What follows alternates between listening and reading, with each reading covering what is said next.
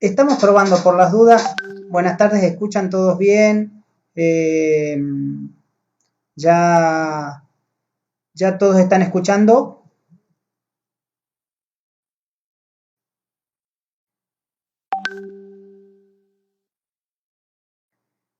Bien. Bueno, el tema que vamos a hablar hoy es el de plantas tóxicas.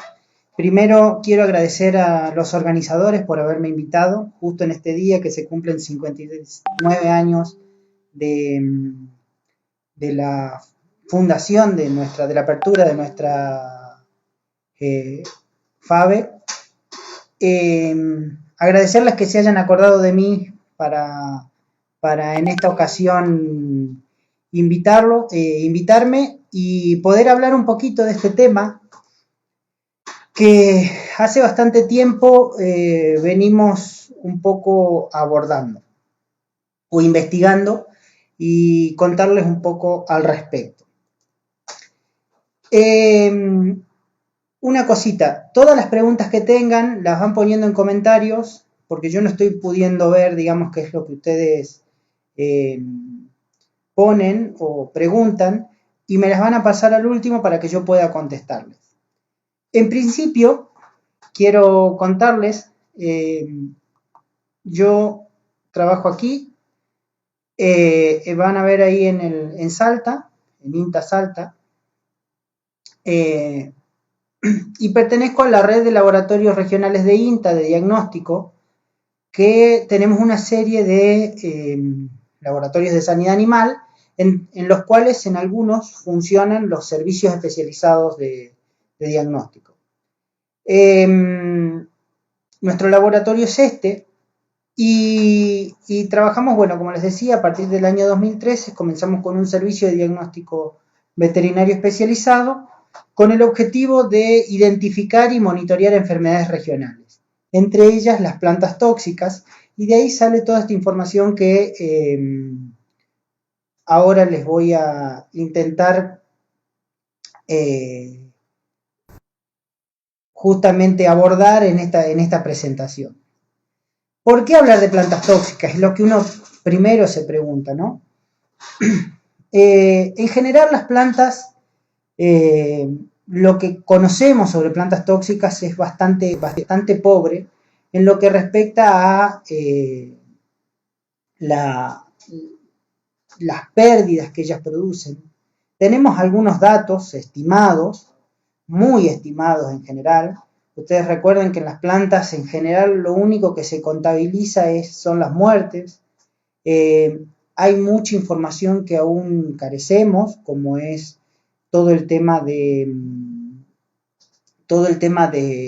pérdidas subclínicas, como son pérdidas reproductivas y ese tipo de pérdidas que no las estamos pudiendo ponderar. Y por ejemplo en Río Grande do Sul, que es un ambiente en Brasil más o menos similar a lo que podrían ser en nuestras regiones, se estiman $180.000 anuales de pérdidas, pero solo por muerte. Vuelvo a insistir por esto porque realmente la información que se tiene es muy, muy pobre. En Argentina, por supuesto, desconocemos, en algunas regiones tenemos más conocimientos sobre cuáles son las pérdidas más importantes o conocemos más algunos ambientes que otros, pero realmente desconocemos cuáles son las pérdidas producidas por plantas.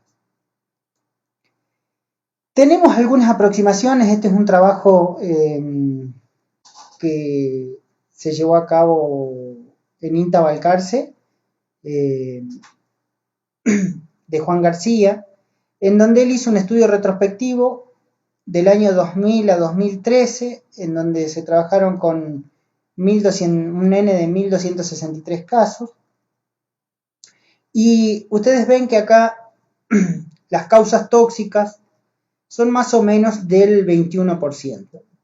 Entre estas causas, tengan en cuenta que no todas, no todas son plantas, o sea, acá incluso una de las causas tóxicas que en los últimos años han realmente marcado, digamos, tendencia o se ha incrementado notoriamente es la intoxicación por ionóforos. Pero si uno contempla la totalidad de plantas o micotoxinas de campo, más o menos estamos hablando que de las causas tóxicas el 85% se debe a este tipo de intoxicaciones. ¿Qué es más o menos lo que ocurre? Esto es lo que refleja un poco el resto de los laboratorios de diagnóstico en otros lugares. Más o menos estamos hablando entre un 15%, un 18%, depende de las regiones. En Brasil más o menos es esta tendencia. Y vuelvo a insistir, esto tiene que ver con que en general hay pocos laboratorios que trabajen de una forma así más holística con todas las causas, ¿no? La mayoría trabajan por ahí con alguna enfermedad en particular, entonces siempre se distorsiona la proporción o la casuística que va a tener en una región. Por supuesto, esto va a ir variando de región a región y de zona a zona. Nuestro servicio comenzó en el año 2013 y llevamos atendido más o menos unos 550 casos, ahora un poquito más, y unas 1200 necropsias completas hechas. El 60% de nuestras consultas son bovinos, algo menos de caprinos y ovinos, 5% de equinos y el 10% de otras especies, entre ellas camélidos. De esto, más o menos el 20% de la casuística resulta de plantas tóxicas. Esto quizás esté un poquito sobreestimado, porque particularmente, digamos, como parte del servicio lo tengo yo a cargo y bueno, lógicamente tengo una inclinación hacia las plantas tóxicas, muchas de las consultas que me llegan también son por intoxicación. Entonces puede ser que, vuelvo a insistir, como causa de diagnóstico para el veterinario, nosotros debemos estar más o menos en un 15, un 18%, dependiendo de la región. Cuando uno se pone a pensar cuando a mí me invitaron a hablar sobre plantas tóxicas, dije, bueno, ¿qué hago? Porque realmente sobre las plantas que podemos hablar es interminable y puede llevar muchísimo tiempo. En general, algo que hay que decir es que la lista de plantas tóxicas es algo que está en constante modificación, digamos, ¿no? Porque uno tiene que tener en cuenta que muchas veces las plantas tóxicas, o nosotros consideramos plantas tóxicas de importancia para el ganado, aquellas que en condiciones de campo son consumidas. No quiero, digamos, hay muchas plantas que si uno hace identificación de toxinas pueden contener principios tóxicos, o hay plantas que pueden ser muy peligrosas desde el punto de vista de su toxicidad, pero si no son consumidas por el ganado y si no hay registros de casos o no hay siquiera antecedentes, realmente no son para considerarlas como plantas tóxicas para el ganado. Algo a tener en cuenta es que a la vez hay un porcentaje muy grande de plantas que son hallazgos particulares, ¿no? O sea, hay lo que son las plantas de un brote, digamos, las plantas que por ahí nosotros encontramos y se publica y se describe, y bueno, eso queda en los anales del conocimiento de las plantas, pero realmente el impacto a nivel pecuario no es tan importante. Sí es cierto que hay algunas plantas que dentro del total del grupo de plantas tóxicas hay algunas que realmente tienen mucho más importancia que otras. Yo aquí, hoy más o menos, hasta hace algunos años, más o menos estimaba unas 40, 42 plantas. Hoy debemos andar en las 50 y pico, 55 plantas o especies tóxicas, siendo bastante conservador con lo que consideramos tóxico, ¿no? Hay muchas plantas que creo que con el correr del tiempo y en la medida que empiece a haber más laboratorios de diagnóstico y gente haciendo diagnóstico, vuelvo a insistir, sin por ahí el sesgo de trabajar con una enfermedad en particular, sino trabajar en el amplio espectro de las causas de muerte, van a empezar a aparecer enfermedades que hoy, o plantas que hoy no están descritas en nuestro país y que ciertamente generan pérdidas y que hoy las desconocemos. ¿Cuál es el problema de trabajar sobre plantas tóxicas? Y aquí quiero entrar en un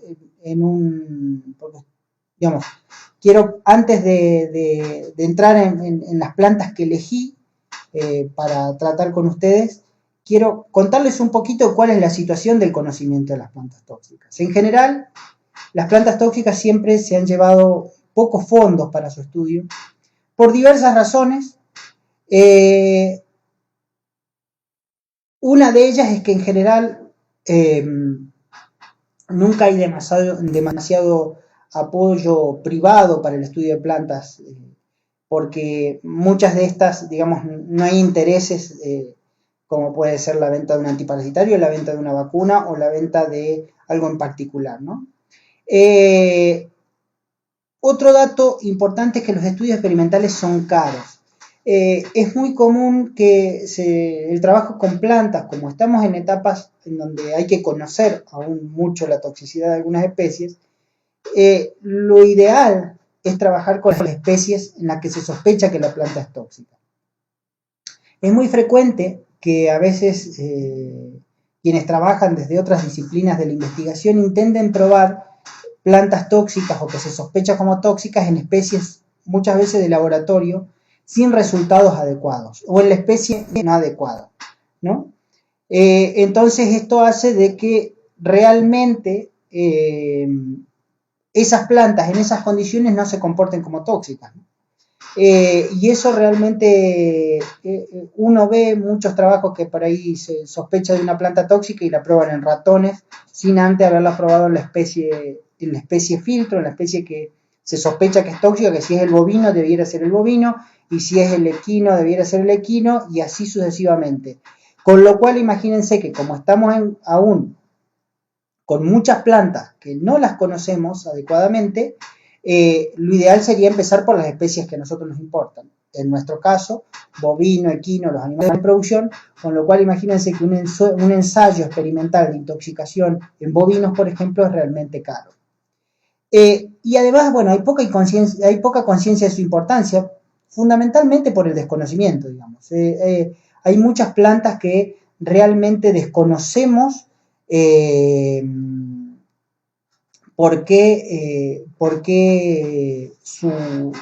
efectos tienen a nivel subclínico, qué efectos tienen como inmunosupresor, qué efectos sobre la reproducción, y cada vez hay más trabajos que realmente muestran para algunas especies que estos problemas ocurren, que son más frecuentes de lo que nosotros creemos.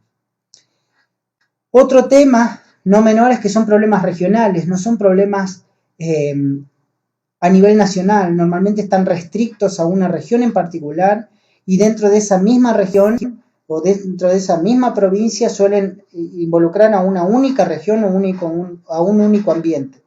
Eso también restringe, justamente porque al momento de conseguir fondos, al ser problemas tan regionales, se dificulta tanto la publicación como la obtención de fondos. y además que hay mucho conocimiento empírico y mal aprendido que se ha repetido a lo largo de los años y que persiste y que realmente lleva bastante tiempo y bastante energía borrar a veces este tipo de conceptos que han quedado en la mayoría de los veterinarios con los cuales trabajan con plantas. La primera planta que elegí es una planta porque a nivel nacional debe ser una de las plantas de intoxicación aguda más importantes que tenemos. No voy a decir la más importante porque dependerá en la región, pero ciertamente es una de las plantas más importantes. Esto es una situación muy particular que ocurre en Argentina y no ocurre en otros países del mundo, aunque la planta esté. Fíjense que esto es importante de destacar. O sea, Pascalia glauca, que antiguamente se la llamaba Wedelia glauca, es una planta que está extendida incluso a Brasil, Uruguay, Bolivia, Paraguay, ha colonizado otros países en el mundo, pero realmente donde se producen problemas es en Argentina.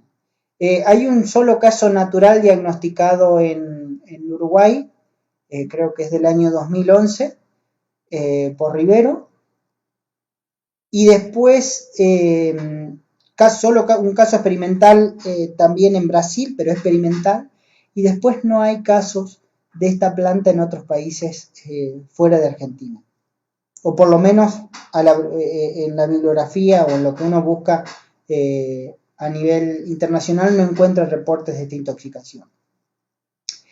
Pascalia glauca o Wedelia glauca, por ahí la puedo llamar como ustedes quieran, es una planta normalmente perenne que desaparece durante la época invernal y es una planta que tiene una particularidad que es tremendamente agresiva y ya en el año 70 se la consideraba una planta problemática para la agricultura, es considerada dentro de las plantas más agresivas para la agricultura. Y desde ahí, bueno, es una planta que realmente su control desde el punto de vista agrícola genera muchos dolores de cabeza y tiende a generar, tiene efecto alelopático, o sea que libera sustancias al suelo que inhiben el crecimiento de otras plantas y por lo tanto tiende a crecer en suelos cultivados de amanchones, normalmente por ejemplo puede afectar potreros de alfalfa, potreros de cualquier especie. Y como digo, al ser una planta rizomatosa que persiste en el suelo, sus raíces, y aunque la parte aérea se hele y se pierda, la planta vuelve a rebrotar y tiene una toxina que se llama carboxiatractilócido, es un atractilócido en realidad, que lo que hacen es bloquear la bomba de ATP-ADP a nivel mitocondrial en la célula. ¿Qué ocurre? Esta toxina está también en otras plantas, es la misma que tiene Santium, es la misma que tiene Cestrum. Lo que ocurre es que en el caso de Pascalia, el atractilócido está carboxilado y eso le da mucho más apetencia por su sitio de afinidad y por lo tanto lo convierte en mucho más tóxica que otras plantas que tienen atractilócidos, ¿no? La lesión típica de la intoxicación por frunchillo, no voy a ahondar mucho en esto, pero la lesión típica es la necrosis centrolobulillar, que ustedes, la mayoría debe conocer. Una particularidad que tiene esta planta es que se conserva su toxicidad enrollada o enificada, ¿no? Esto realmente es uno de los grandes problemas que tenemos, por lo cual incluso las intoxicaciones por esta planta pueden ocurrir, aun cuando la planta no esté en invierno, pueden ocurrir en etapa invernal, justamente asociada al consumo de heno contaminado. Uno de los grandes problemas que tenemos es que muchas veces cuando se utilizan alfalfas con fines exclusivos para nidificación, que son de grupos bajos, ¿no? En general, a veces se hacen en regiones en donde se usa con riego, y el sunchillo o la Wedelia tiende a expandirse agresivamente en esos potreros. Y crecen manchones. O sea, no va a estar afectado todo el potrero, solo algunos manchones. El problema está que cuando se nidifica y se va a hacer el corte de esa alfalfa, normalmente, como crecen manchones, puede ocurrir que algunos rollos o fardos tengan una alta concentración de la planta. Esta planta tiene más o menos, nosotros aquí la hemos probado experimentalmente y depende del estado de fructificación, pero de 2 a 6 gramos, depende de la especie. La planta seca por kilo de peso vivo es capaz de matar. 2 gramos, por ejemplo, en ovinos es una dosis letal. En cabras es de 6 gramos más o menos, hasta 8 gramos. En bovinos 2,5 gramos es lo que está citado por ahí en la bibliografía. Pero vuelvo a insistir, esto hay que tener en cuenta el estado fenológico en el que se encontraba la planta y bueno, el estado de los animales también. Uno de los problemas que tenemos cuando nidificamos de este modo es que a veces algún rollo en particular o algún fardo en particular tiene alta concentración de sunchillo. El problema es que no lo podemos identificar. Por eso es fundamental al momento de nidificar que quien vaya a nidificar conozca esta planta y normalmente, por lo menos, si va a hacer rollo y va a cortar, que deje esas áreas en donde la planta es muy abundante, porque vuelvo a insistir, en esos lugares tiende a crecer en forma de manchones o matas, que si se los corta, claro, ahí alcanza, una vez que se hace el andanado para hacer el fardo o el rollo, lógicamente se concentra en un fardo o en un rollo. El problema está que cuando compraste una partida de 100, 200 rollos y hay 1 o 2 contaminados, ese rollo vos no sabés cuál es. Y es muy difícil después identificar dónde está el problema. Entonces, cada vez que vas a poner un rollo, tenés que rezar un Padre Nuestro para que no ocurra algún desastre, ¿no? Entonces, es realmente una planta muy complicada.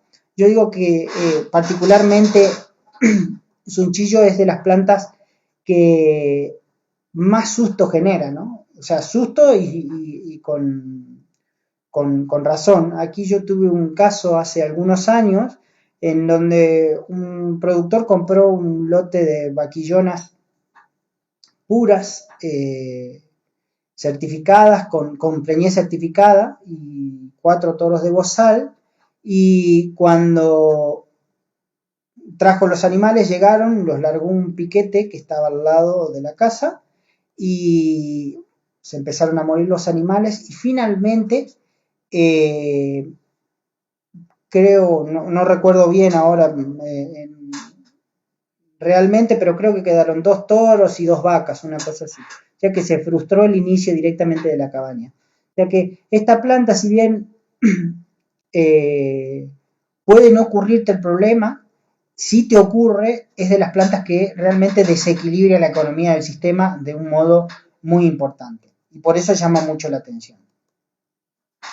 La otra planta que vamos a avanzar un poco es romerillo, Baccharis coridifolia.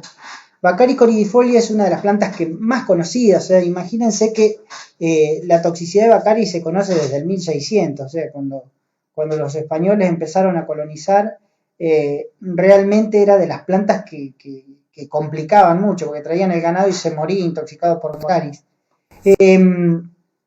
Y es de las plantas en donde la gente realmente conoce mucho de la toxicidad de ella, y hay mucho conocimiento generalmente en la gente de campo, en los veterinarios, sobre la toxicidad de esta planta.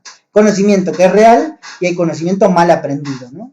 Hay conocimiento mal aprendido o errores que han persistido a lo largo del tiempo.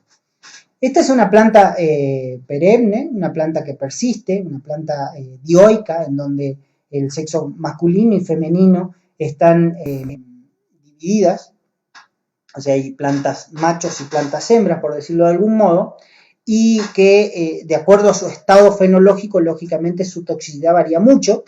La toxicidad de Baccharis está asociada a un hongo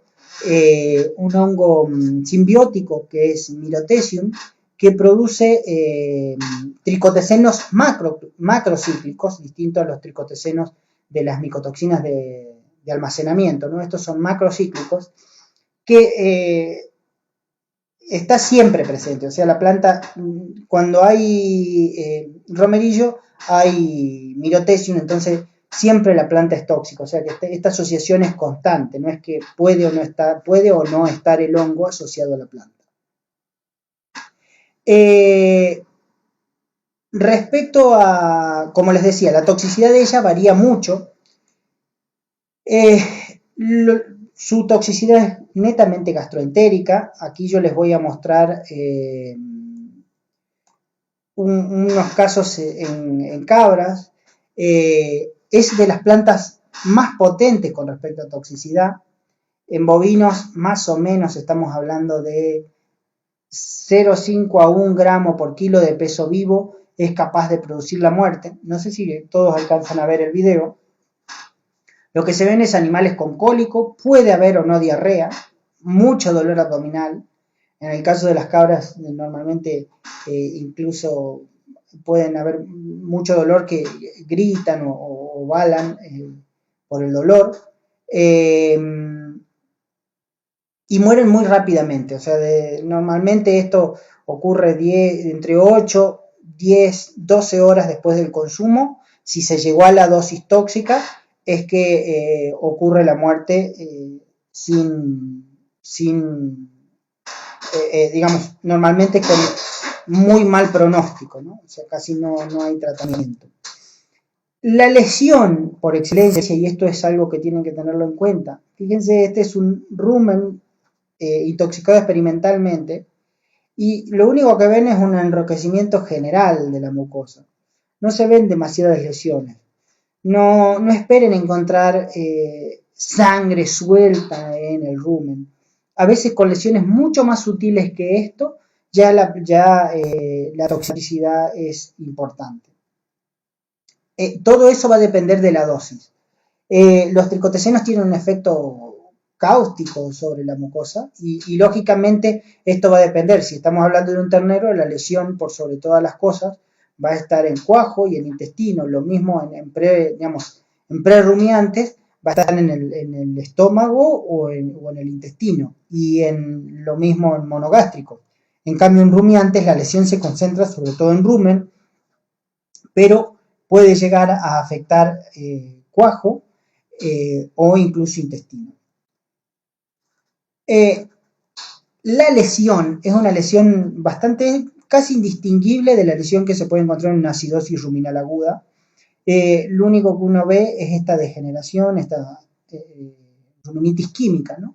Que incluso en algunos casos, esto es justamente el estrato córneo del rumen, y si ustedes se ven estas vesículas intraepiteliales, ¿no? Con células que se desprenden con acantólisis. Y esto es uno de los hallazgos más importantes al momento de diagnosticar esta enfermedad. Vuelvo a insistir, no esperen encontrar sangre suelta, porque no necesariamente eso va a ocurrir.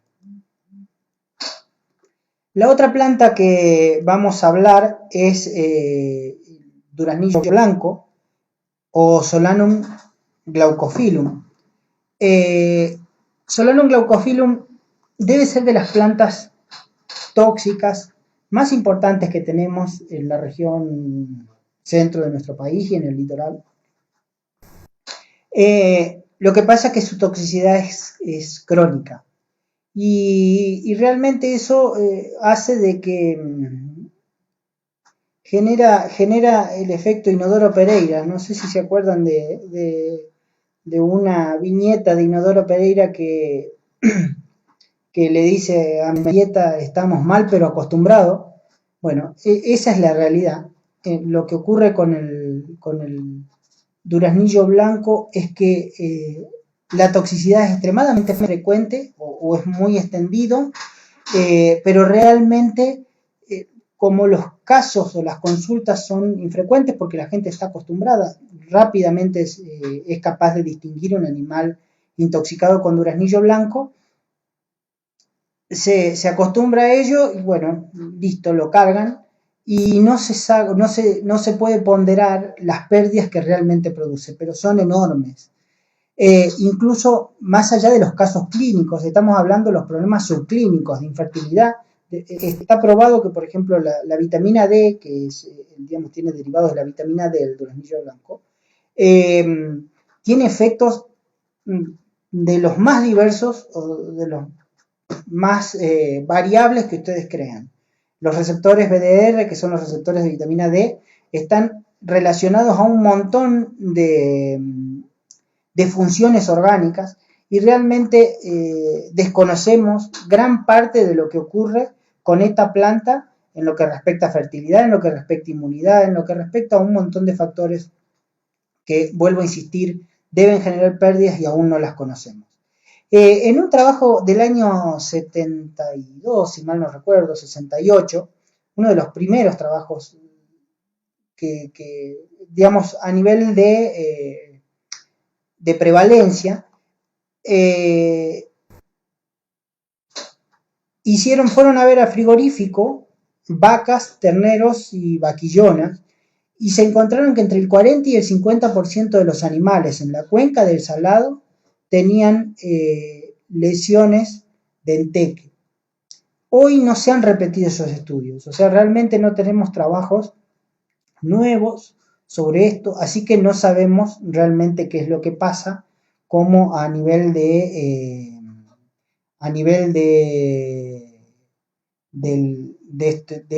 este problema, ¿no? La situación más problemática, y digo el duraznillo blanco, si bien la planta está muy extendida, es en provincia de Buenos Aires, sur de Santa Fe, en la cuenca del Salado, por ejemplo. Es muy frecuente que ocurra esta situación. Ustedes si ven estas varitas, es duraznillo, que es la situación más problemática, ¿no? Porque si ustedes ven forraje abajo y la planta que se defolió y tiró la hoja por sobre esta base forrajera. Normalmente aquí es donde la consumen. Y esta consociación de duraznillo con forraje abajo es la más problemática. Es muy distinto a la condición anterior que, si ustedes recuerdan, en donde la planta literalmente está en un bajo, en donde la hoja que cae se va a podrir y directamente no va a poder ser consumida. En cambio aquí la hoja cae y persiste y es consumida seca, y aún seca es como justamente la consumen los animales muchas veces. Esta planta es capaz de inducir la calcinosis. Las dosis son muy bajas y son capaces de rápidamente generar casos de calcinosis en los animales. Los cuadros, esto lo pongo aquí porque fue un caso muy interesante que tuvimos cuando yo estaba en Esperanza, que íbamos a trabajar haciendo unos estudios de farmacocinética en búfalos. Una de las consultas que habían hecho del establecimiento era que perdían un porcentaje de búfalos por esta condición, ¿no? Y siendo que el búfalo es un animal extremadamente resistente a casi todo, ¿no? Trabajamos con esto y bueno, nos encontramos con unos problemas de calcificación que entonces realmente pudimos confirmar que se trataba de intoxicación con duraznillo blanco. Hace no mucho tiempo salió una publicación digamos que en un caso reportado en Balcarce, en el cual participé, de intoxicación en caballos con Solanum glaucophyllum, pero realmente esto es un hallazgo bastante común y que, vuelvo a insistir, a veces no se le da la importancia que tiene. Fíjense, esto es muy interesante, Solanum stuckerti fue recientemente identificado en la zona de San Luis como causante de calcinosis en cabras, ¿no? Una enfermedad que hacía rato que venía ocurriendo en cabras y que produce en los rodeos, digamos, las majadas en donde está la enfermedad, eh, genera realmente grandes problemas. La otra planta que vamos a abordar es un grupo de plantas. Estos son, si ustedes se fijan acá son 5 plantas. Esto es de una revisión que está aprobada para salir ya en una revista, que hicimos varios grupos de trabajo de estas plantas. Son todas plantas de acúmulo lisosomal. De aquí, esta es Hipomea carnea, esta es Hipomea hieronimi, este es Astragalus garbancillo, este es Astragalus pehuenche y esta es Sida Rodrigo y Monteiro. Estas 5 especies tienen la misma toxina que se llama swansonina. En el caso de esta planta de Hipomea carnea, ella a la vez tiene caligestinas, que es otras toxinas que pueden estar asociadas, y generan una enfermedad que es común a todas ellas. Lo que pasa es que si ustedes se fijan, están con cada especie en cada ambiente, ¿no? Fíjense, por ejemplo, Hipomea hieronimi la tenemos en Salta y en Catamarca. En cambio, Carnia tiene una distribución mucho más amplia. Carnia incluso en otros países es intoxicación frecuente. Astragalus garbancillo, toda la zona de la puna del noroeste argentino es una zona de distribución, y hacia el sur también, la zona más precordillerana, también encontramos Astragalus pehuenche. Estas plantas tienen, como yo les decía, una toxina que bloquea la alfa-monosidasa lisosomal y produce la acumulación de oligosacáridos en las células. Y esto hace que estas son las neuronas. Y si ustedes ven las neuronas, aquí tienen en su interior como el citoplasma, ¿no? Medio raro. Y estas son todas vacuolas de proteínas azucaradas, ¿no? De azúcares y proteínas en su interior.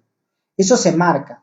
Esta planta tiene la particularidad de que, si bien afecta un montón de tejidos, la manifestación típica es la manifestación nerviosa. A ver si volvemos. Aquí van a ver, por ejemplo, estos son cabras intoxicadas con Sida Rodrigo y Monteiro, un caso que tuvimos en Jujuy, en donde prácticamente el 80% de los animales estaba afectado. Uno de los signos típicos de ataxia cerebelosa es la elevación de la cabeza, eso que están viendo ahí, en donde se precipita un cuadro atáxico, incluso hasta parece convulsivo. Uno eleva así la cabeza y el animal empieza con este cuadro. Y porque uno no ve macroscópicamente ningún tipo de lesión, o sea, la enfermedad no produce lesiones macroscópicas. Por lo tanto, hay que sospechar bien para saber qué muestras tomar en estos casos, ¿no? Porque al no haber lesiones, uno tiene que sospechar bien de la enfermedad y tomar las muestras adecuadas para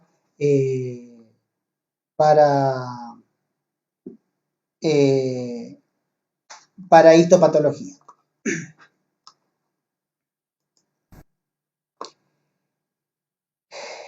Esta es otra planta. Particularmente hay una enfermedad de la cual se ha hablado mucho, que es la mascadera caprina. Muchos deben haber escuchado hablar de ella, que se da sobre todo en la región precordillerana, toda esta zona. Y nosotros, en general, por ejemplo, estudios hechos en la región de San Luis y encontraron que la morbilidad es del 8,8%, la letalidad es del casi el 87%, más o menos el 90%. Este es un trabajo hecho por Rosanigo en el 2003, en donde ellos hicieron un estudio a nivel de predio. Realmente una enfermedad extremadamente común en esta región. Y no hace mucho tiempo empezamos a estudiar un poco, haciendo estudios epidemiológicos a nivel de predio y viendo las lesiones, y nos encontramos con que estaba asociado al consumo crónico, o digamos un consumo persistente de chauchas de algunas especies de Prosopis. Tenemos identificados algunos, Prosopis nigra tenemos identificado, que ahí estamos viendo, porque realmente la identificación de los Prosopis es muy difícil para los botánicos. Estamos viendo después en el sur, Carlos Robles y Agustín Martínez encontraron que Prosopis alpataco parece ser uno de los causantes de la misma enfermedad en esa región. Entonces, la enfermedad se caracteriza, ya van a ver, tuvimos casos en cabras y en vacas, tiene una etapa parética y una etapa paralítica y una etapa atrófica finalmente. Los animales comienzan con signos nerviosos,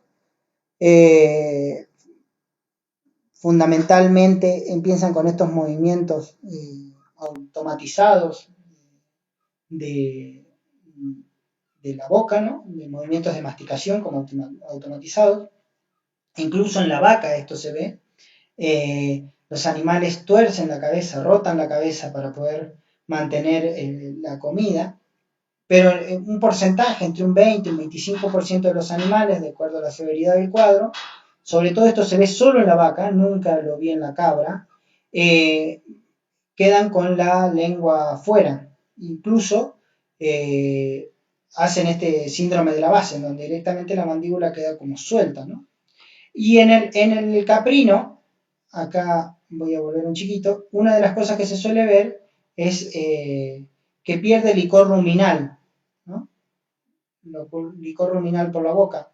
Por eso muchas veces le llaman a esto verdín. Y esto produce atrofia del músculo macetero y muchas veces el consumo, esta es una especie becera, por lo tanto la producción de chauchas solo se da en el verano y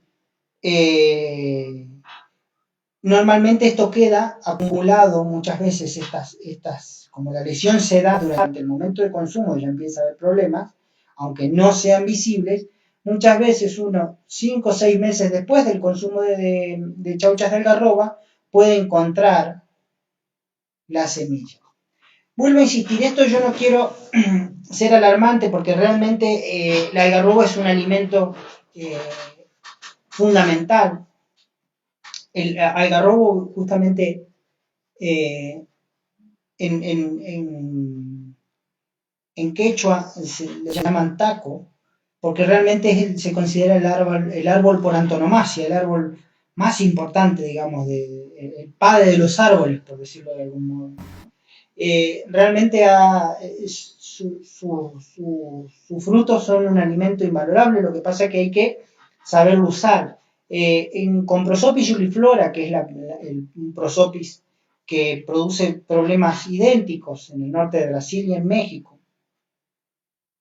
se sabe que la intoxicación se da cuando hay, por lo menos en cabras, más de 240 días de consumo durante, digamos, con niveles que superen el 30-40% del porcentaje de la dieta.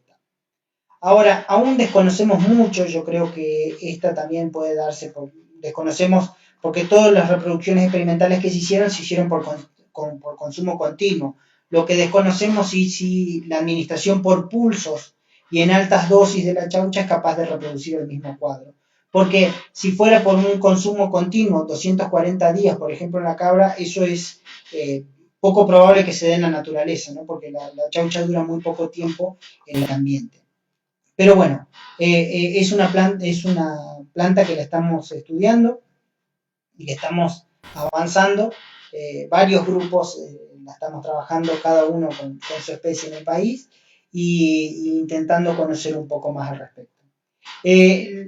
La toxicidad parece que es un alcaloide conocido como yuliprosina, porque in vitro se vio que produce vacuolización de las células y justamente afecta el núcleo motor del nervio trigémino. O sea, afecta los núcleos motores de estos nervios, del facial, del trigémino y del hipogloso. Pero solo la parte motora, no la parte sensitiva. De ahí es que viene esa lesión. Y de esta vacuolización, difícil de ver histológicamente en las células de estos núcleos, que son unas poquitas neuronas. Hay que lograr identificar muy bien los núcleos afectados para poder realmente confirmar el diagnóstico, porque la lesión es muy específica. Si uno encuentra este tipo de lesiones, casi que no hay otra planta que afecte tan específicamente esas neuronas y no otras. La otra planta de la que vamos a hablar es el grupo de plantas que producen alcaloides pirrolisidínicos, entre ellos senecio, equium y crotalaria. Y crotalaria en el país no hay antecedentes. Nosotros hemos hecho estudios con una crotalaria que tenemos aquí, que es crotalaria chaco serranensis, y hemos identificado alcaloides pirrolisidínicos.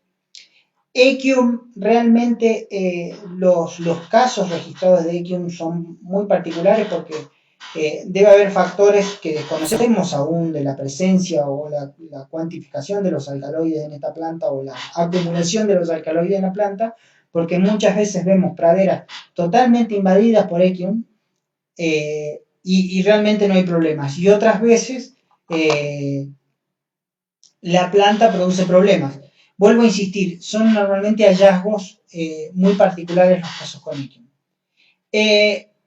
Sí, los hallazgos en el país son más importantes con senecio. En las distintas regiones varían los senecios. Nosotros aquí en nuestra región tenemos senecio rudbeckiafolius, hieronimi madagascariensis como los más problemáticos, pero ciertamente cada región tiene sus senecios e irá variando. Uno de los senecios que realmente es menos tóxico, pero hemos encontrado que se ha difundido muchísimo, es el senecio madagascariensis. Realmente este senecio, a partir del año 70, ha empezado a ser una maleza problemática que ha venido contaminando algunas semillas, porque esta es una de las especies de senecio anuales.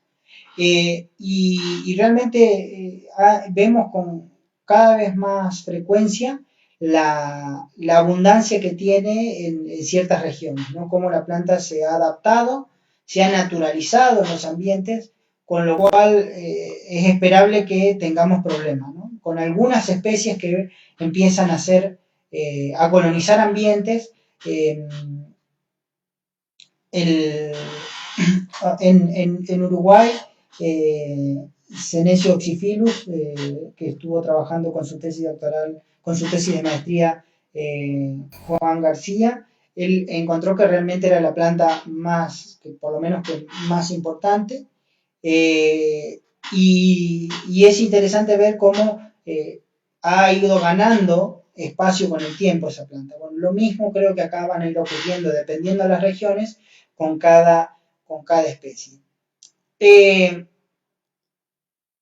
Nosotros aquí, la forma más, o los casos de senecio que tenemos, por excelencia son en caballos. No tenemos registros en bovinos, que sí los hay en el NEA y en Buenos Aires. En el NEA los registros son con Senecio brasiliensis o la Maria mole que le llaman.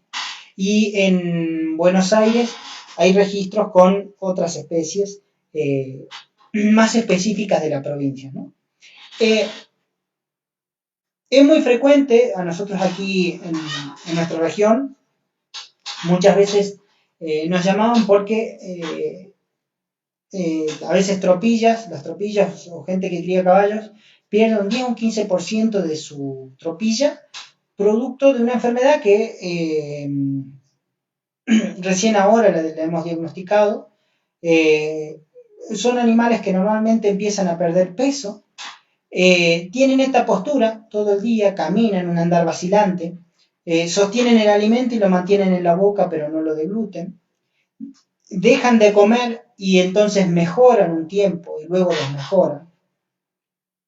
Y esto es típico de un cuadro de cirrosis hepática, ¿no? En donde la lesión, en la medida que el animal deja de comer, se genera encefalopatía hepática, entonces el animal deja de comer, mejora un poco, luego desmejora. Si uno hace un perfil de enzimas, ve esa misma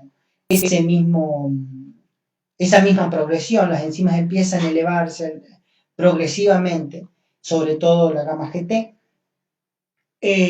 y los animales terminan muriendo en el lapso de 10, 15 días a 30 días. El problema que tiene esta planta es que uno normalmente cuando ve el problema, la planta ya ocurrió, ¿no? O sea, el consumo de la planta ya ocurrió. Senecio es una especie que cada vez, creo yo, va a ir generando más problemas, sobre todo en las regiones en donde el sobrepastoreo va, va, eh, va perjudicando mucho el ambiente, porque la planta va adaptándose y va ganando terreno y cada vez se hace más abundante. Este es un típico caso, digamos, de una senesiosis, que uno ve normalmente cuando nos llegan los casos acá. Nosotros en general, los casos en caballos, por lo menos, el porcentaje del hígado fibrosado supera el 50-60%, o sea que el porcentaje de parénquima que queda a los cortes citológicos es muy, muy, muy bajo. Un dato muy importante es que esta planta, a nivel internacional,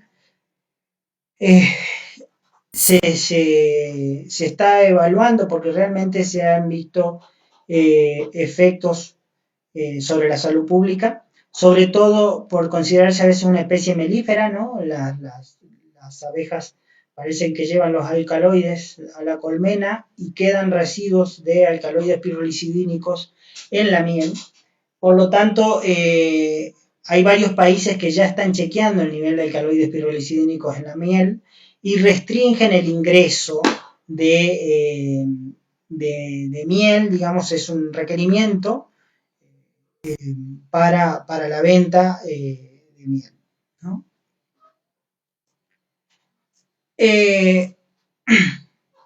Otra planta, que esta sí, fíjense, les traigo un ejemplo porque es una planta realmente específica, es la Heterophilia pustulata. Heterophilia pustulata es una planta que está exclusivamente restringida a esta área del noroeste argentino. Y es una de las plantas más importantes para esta región. O sea, realmente el porcentaje de animales que se afectan es altísimo. Es una fotosensibilizante primaria, tiene dentro de las fotosensibilizantes primarias que nosotros conocemos en nuestro país, tenemos Amimajus y Amibisnaga, que tienen furocumarinas. En el caso de Heterophilia pustulata tiene antraquinonas, las antraquinonas particularmente tienen una vida media un poco más larga, y es muy frecuente encontrar este tipo de eventos, ¿no? Por ejemplo, rodeos en donde van a largar el servicio, largan un potrero y se encuentran después a los 10-15 días de ingresados al potrero que el 90% de los animales está con fotofobia, prurito. Los animales, lógicamente los servicios fracasan en estas condiciones, ¿no? O sea, imagínense que tanto toros como vacas se afectan por esta planta. Este es un cuadro clásico en el lapso de 15 días. Normalmente nosotros con una sola dosis logramos reproducir la intoxicación y una dosis de 5 gramos por kilo de peso vivo. Y los animales, si ustedes se fijan, tienen todas las 32-72 horas, tienen edema de los párpados y las orejas, y ya a los 15 días directamente tienen aspecto coriáceo de las orejas y justamente hay revitalización y caída de la piel vieja, ¿no?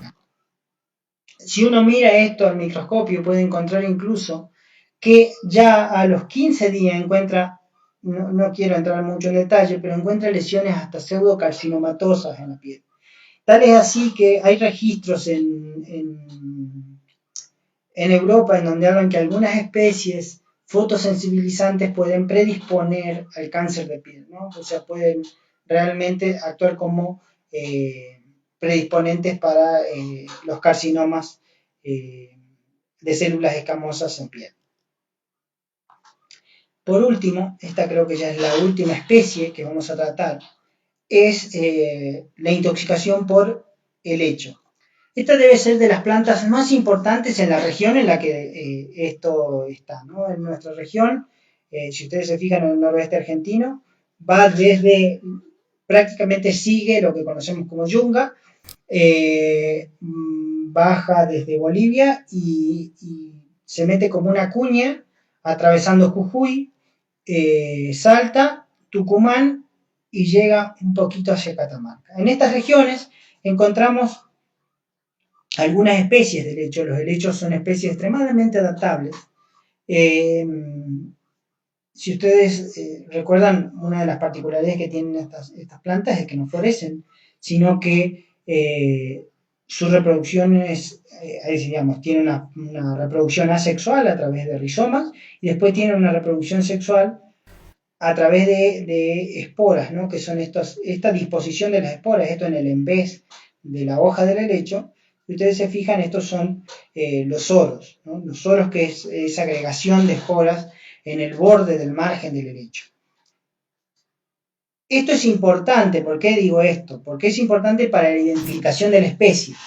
Esta especie que tienen aquí, esto es Pteridium aquilinum o Pteridium arachnoideum actualmente. Lo van a encontrar en la bibliografía muchas veces como aquilinum, que tiene, la hoja tiene como un reborde que tapa los esporos. Entonces eso se llama pseudoinducio, ¿no? O inducio, y lo cubre. En cambio, esta especie que se llama Pteris, o sea, este grupo que es un complejo, ¿no? Que se llama Pteris, tienen esta distribución de los soros.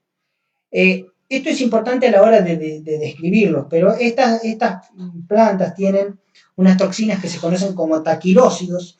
Los taquilócidos son conocidos como están entre las sustancias biológicas cancerígenas más potentes. Y en el bovino tienden a producir cáncer de vejiga, siendo una enfermedad conocida vulgarmente como hematuria enzótica, porque produce este cuadro de hematuria, ¿no? Ahora, ¿qué es lo que ocurre? Que solo vemos el 25% de los casos. Nosotros, si hacemos, por ejemplo, en aquellos rodeos en donde vemos un animal afectado por hematuria, si hacemos estudios de orina para ver qué porcentaje de los animales ya tiene microhematuria, nos encontramos que un porcentaje muy alto de los animales tiene microhematuria. O sea que normalmente por cada uno que vemos hay 3 que no estamos viendo. Esto es muy importante porque realmente el pronóstico de estos animales es malo. Normalmente en las zonas afectadas, a veces hay lugares en donde no llegan al segundo o tercer parto las hembras y mueren antes de este cuadro de hematuria. El porcentaje de mortalidad debido a esta enfermedad en los rodeos afectados puede llegar hasta el más o menos 10, 15, hasta el 20%, dependiendo la región y la zona. Nosotros aquí, vuelvo a insistir, encontramos otra especie que era Pteris y 2 especies de Pteris causantes de esta enfermedad, que es Pteris deflexa y Pteris plumula. Ambos helechos están presentes y coexisten en todos nuestros ambientes. Es dable esperar que esta enfermedad esté en otras regiones, en Misiones es muy probable, pero no hay diagnóstico. Los primeros diagnósticos, los primeros reportes son de Jujuy, y después son los trabajos estos que continuamos haciendo más recientemente, ¿no? Como les decía, si uno mira, por ejemplo, estas son vejigas de animales afectados.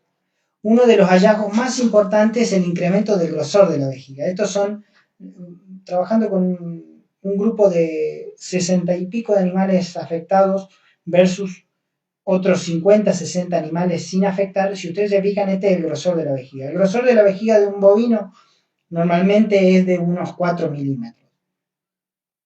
En este caso, fíjense en esta barrita verde, son los animales afectados. O sea, él más o menos el grosor de la vejiga alcanza hasta los 6, 7 milímetros. O sea que realmente es el engrosamiento de la vejiga uno de los primeros signos que vemos en las vejigas afectadas.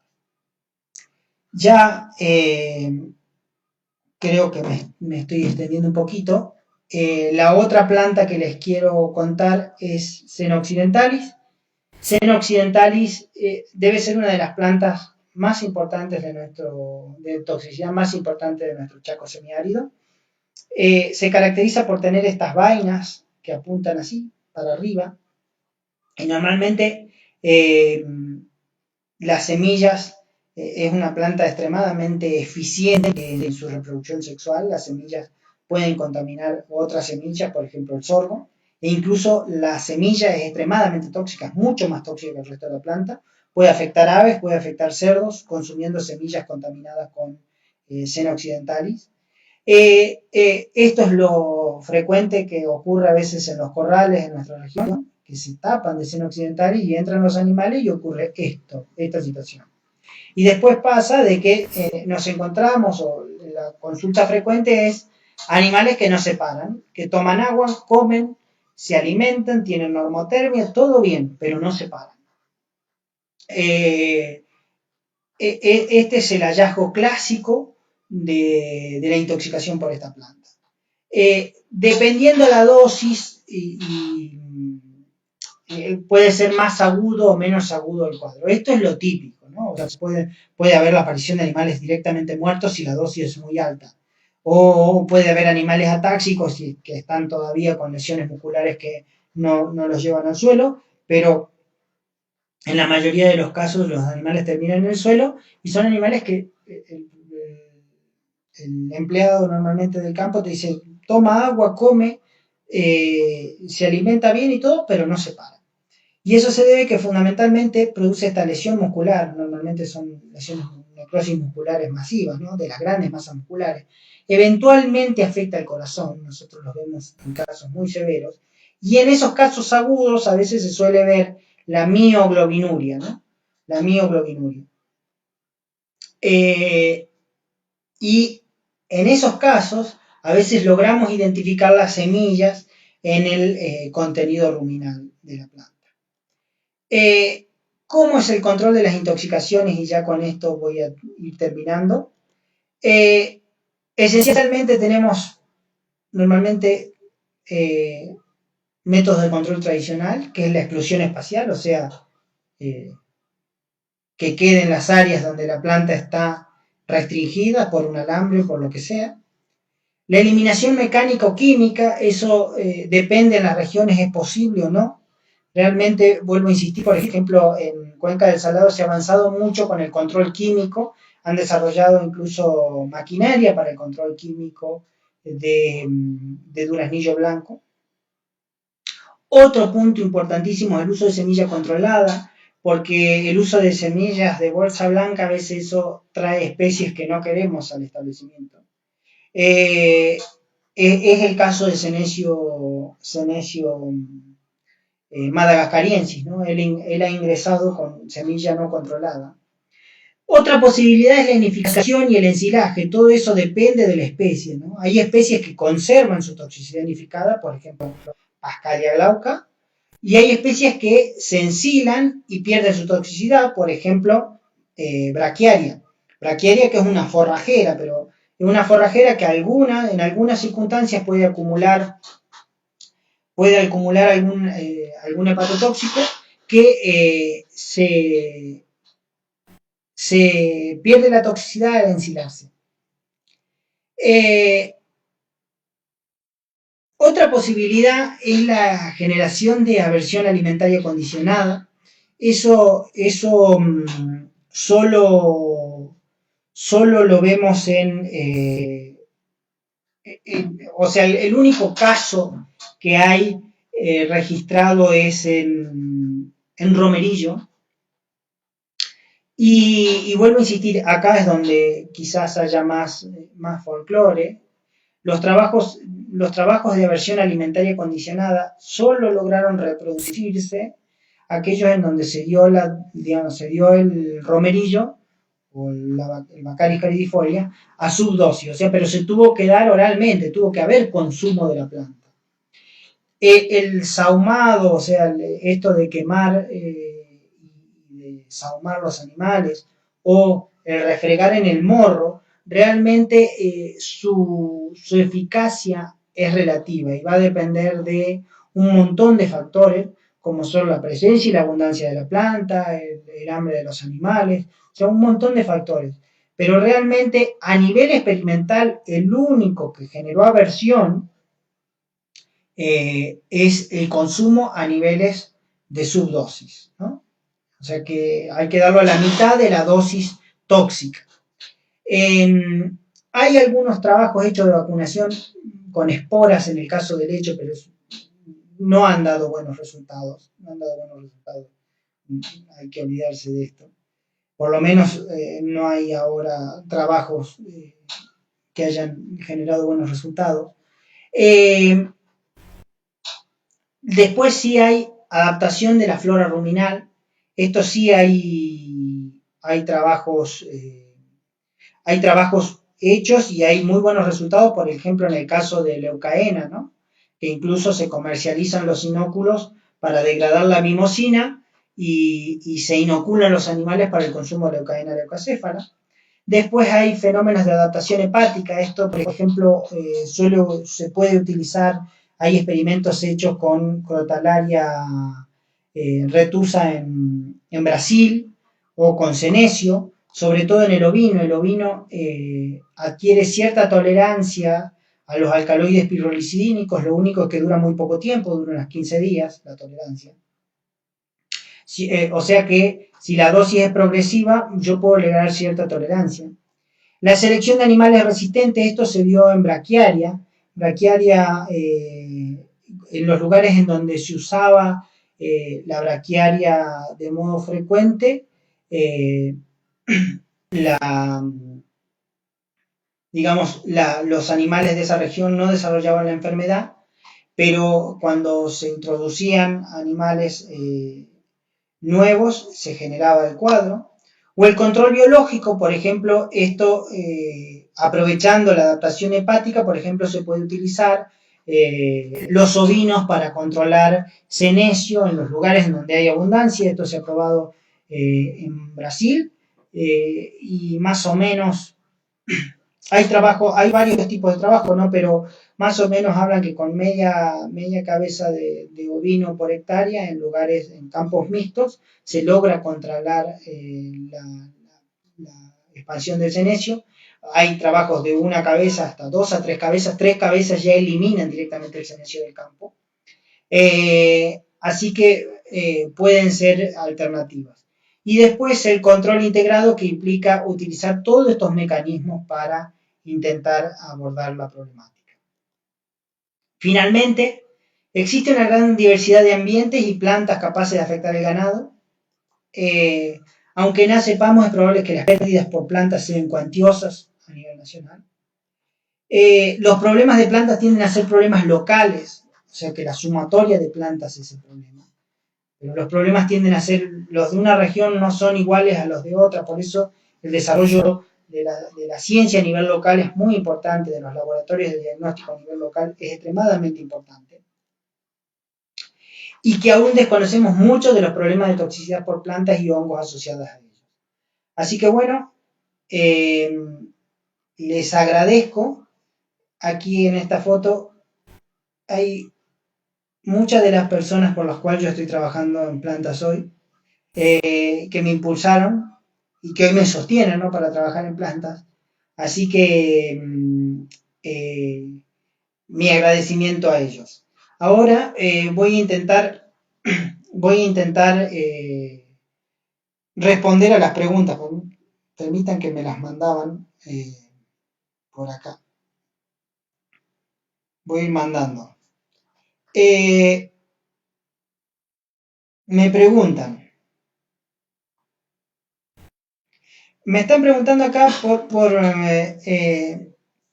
una planta que he tenido consultas en Misiones, que le llaman, en Misiones, en Santiago del Estero, que le llaman balda.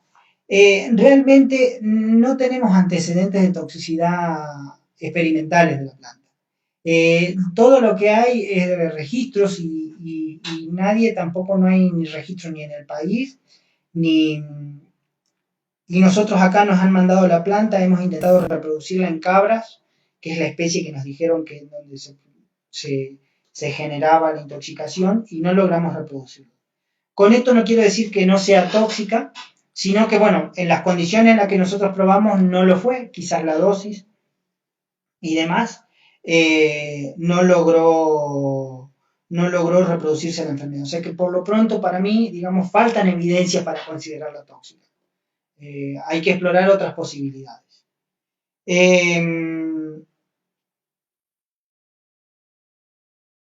Me preguntan si en el caso del sunchillo es consumido en forma voluntaria por el bovino. En algunas condiciones sí. Eso depende. Cuando está en fructificación y el grado digamos, y la posibilidad de elección que tengan los animales. En general lo tienden a rechazar, pero sí se da el consumo en planta verde. Con esto quiero decir una experiencia, porque a mí me ocurría que, por ejemplo, en cabras, la toxicidad con sunchillo, la cabra es bastante selectiva. Los casos que yo tuve de intoxicación por sunchillo en cabras, hasta la fecha, hasta ahora, siempre habían ocurrido con material anificado. Entonces el animal ahí no tiene oportunidad de elegir. Entonces decidimos trabajar con, digamos, siempre, como decíamos, siempre había sido en material unificado, entonces dijimos, bueno, realmente la cabra es muy selectiva y no se intoxica con la planta verde. Y recientemente, era unos 15, 20 días, compañeros de aquí del grupo de trabajo asistieron a un caso en donde hubo un consumo, digamos, en una majada mixta de ovejas y cabras donde consumieron la planta. Entonces son muchos los factores que determinan que se consuma o no se consuma la planta. Realmente poder decir, en general la tienden a evitar. La mayoría de las plantas, ustedes piensen que las plantas tóxicas en general son mecanismos de evolución, digamos, ¿no? Las plantas desarrollaron este mecanismo de toxicidad frente al herbivorismo, un mecanismo evolutivo. Las plantas, habría mucho para hablar de esto, ¿no? Pero las plantas, las posibilidades que tienen, una es el escape espacial o el escape temporal, o sea, las plantas espacial significa que crezcan en los lugares donde no están los que los comen, o el escape temporal es que crezcan en el momento en que los animales no están. Entonces, en condiciones ecológicas, ¿no? O si no, digamos, enfrentan el herbivorismo de modo mecánico, con espinas, con poca palatabilidad o con toxicidad. La mayoría de las plantas tóxicas, en su mayoría, las plantas son poco palatables, excepto algunas excepciones.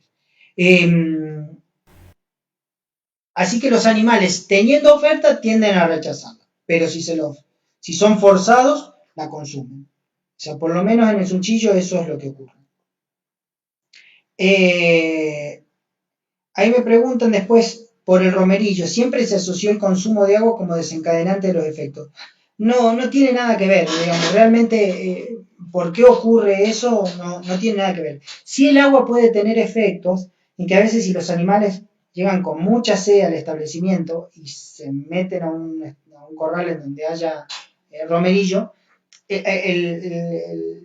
ese estado de sed persistente puede hacer que los animales pierdan un poco la capacidad de selección y consuman la planta pese a conocerla, ¿no? O sea que puede ocurrir eso.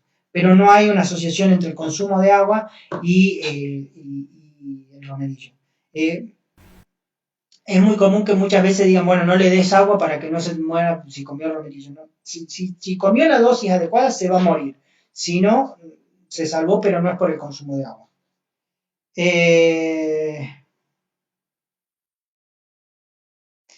Me preguntan acá, ¿el Melilotus en picado fresco y ensilaje es tóxico? A ver, no, el Melilotus necesita, vuelvo a insistir, necesita la presencia de- de hongos que sean capaces de pasar, eh, de, de- de metabolizar las cumarinas que están en el Melilotus. O sea, si el picado fresco es realmente fresco y no hay fermentación y demás, no va a haber problema. Y lo mismo si el silo es realmente ensilado.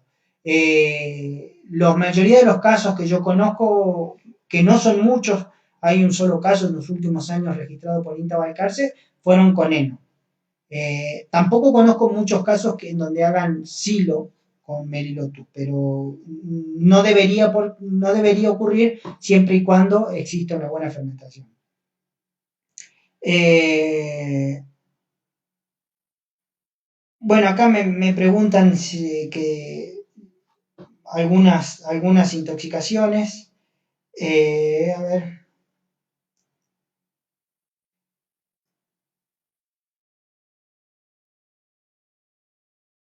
perdonen que estoy viendo las preguntas, ¿no? Eh,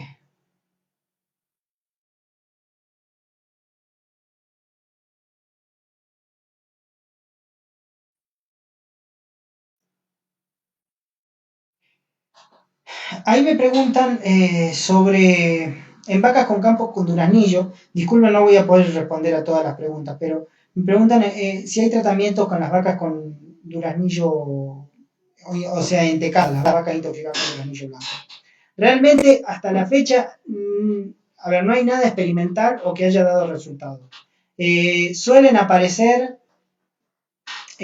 creo que en el año 70 incluso aparecían algunos quelatos que se intentaban administrar a vaca. Todo fue bastante infructuoso su uso y constantemente por ahí están apareciendo, pero realmente no hay,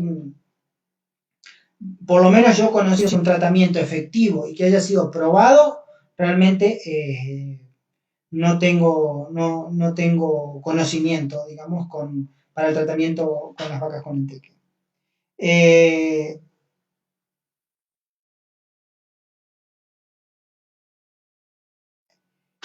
Ahí me preguntan qué braquiarias eh, qué braquiarias producen toxicidad.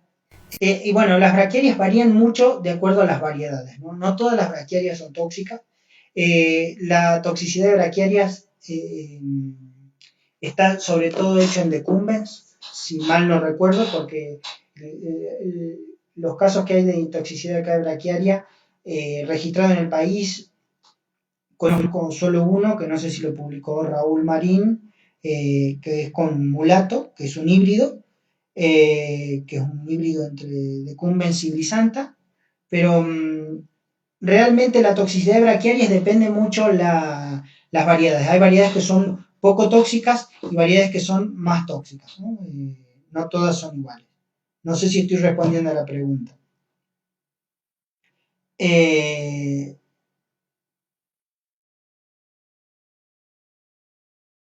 a ver, disculpen, son muchas preguntas. Tengo que ver a ver cuáles. Eh, Me preguntan si es probable que en días de lluvia los equinos pierdan palatabilidad, consuman duraznillos, un chillo. A ver, como probable de que los días de lluvias eso ocurra, no, lo que sí puede ocurrir es que los días de lluvia se refugien y en algunas, y bajo esos refugios, en las cortinas de los árboles y demás, estén las plantas. Y por eso se puede dar un consumo accidental. Pero realmente no es lo frecuente. Sí, nosotros hemos tenido casos a veces de intoxicación, sobre todo con Cestrum parky, en épocas de lluvia en donde los animales se refugian en las cortinas y ahí el cestrum es donde más eh, prolifera y ahí es donde más se generan los problemas. Bueno, hay un montón de preguntas, disculpen, no voy a poder contestar a todas. Yo ya después ahí en el Facebook les voy a pedir para directamente que les pongan mi email y me escriben, o ahí tienen mi teléfono, directamente me llaman, no hay ningún problema. Todo lo que sé de plantas para mí es extremadamente interesante, o lo de diagnóstico y en lo que pueda ayudar. Incluso si tienen sospechas de alguna planta, podemos probarla. Encantado de poder ayudar. Y quedo directamente a su disposición por cualquier consulta. Yo ya, como les digo, voy a poner el mail, que no me di cuenta de ponerlo aquí en la presentación. Muchas gracias a todos por su atención y nos estaremos viendo nuevamente en alguna iniciativa